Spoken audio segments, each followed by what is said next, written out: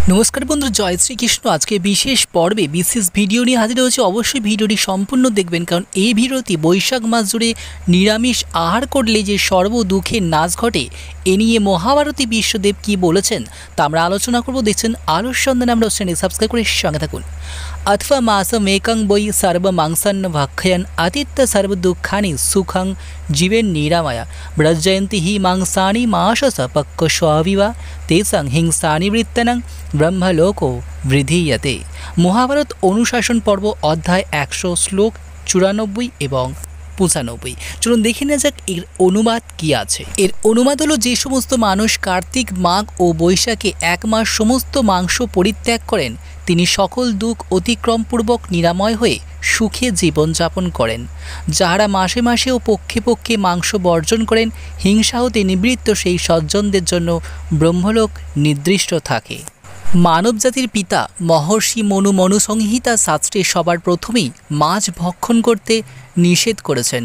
তিনি বলেছেন, ইয়স্যা মাংসমস্নাতি স তস্মাং সাদ অচ্যতে মৎসাদ সর্বমাংসাদস্ত স্মাৎ সান বিবর্জয়েত। মনুসংহিতার 5:15 নম্বরে। এর অর্থ কি চলুন একবার জানা যাক। যে যার মাংস খায় সেই ব্যক্তি তন্মাংসাদক অর্থাৎ সেই প্রাণীর মাংস খাদক বলে কথিত। কিন্তু মাছ সমস্ত প্রাণীর মাংস খায়, সব রকমের মরা প্রাণীর পচা দেহ মলমূত্রাদি খেতে অভ্যস্ত। সুতরাং একটি মাছ খাওয়া যা আর সব রকমের প্রাণীর মাংস খাওয়াও কিন্তু তাই মাছ খাওয়া সর্বতোভাবে পরিত্যাজ্য।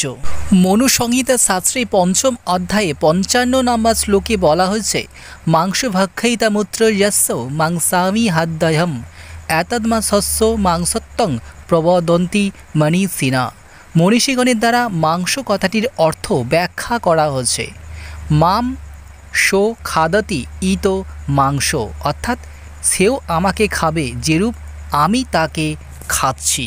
আরও একবার জানিয়ে রাখি, মাংস কথাটির ব্যাখ্যা করা হচ্ছে যেটা মনীষীদের দ্বারায়, মাম শো খাদতি ইতি মাংস, অর্থাৎ সেও আমাকে খাবে যেরূপ আমি তাকে খাচ্ছি। অর্থাৎ ইহলোকে আমি যার মাংস ভক্ষণ করছি পরলোকে আমাকেও সে ভক্ষণ করবে। মাছ মাংস হচ্ছে উগ্র রাজসিক ও ঘোর তামসিক খাদ্য, যা মানব মনের পশুবৃত্তি বাড়িয়ে তোলে, ধীরতা ও প্রবৃত্ততাকে নষ্ট করে। রক্ত মাংস হাড় পিত্ত দিয়ে তৈরি খাদ্য হলো ঘোর তমসান্ধ ব্যক্তির খাদ্য।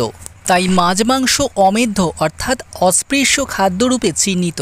শ্রীমদ্ ভগবদ্গীতায় 17:10 ভগবান নির্দেশ দিয়েছেন, এই অস্পৃশ্য খাদ্য তামসিক ব্যক্তিদের প্রিয়। চামধ্যং ভোজনং তামস্র প্রিয়ম।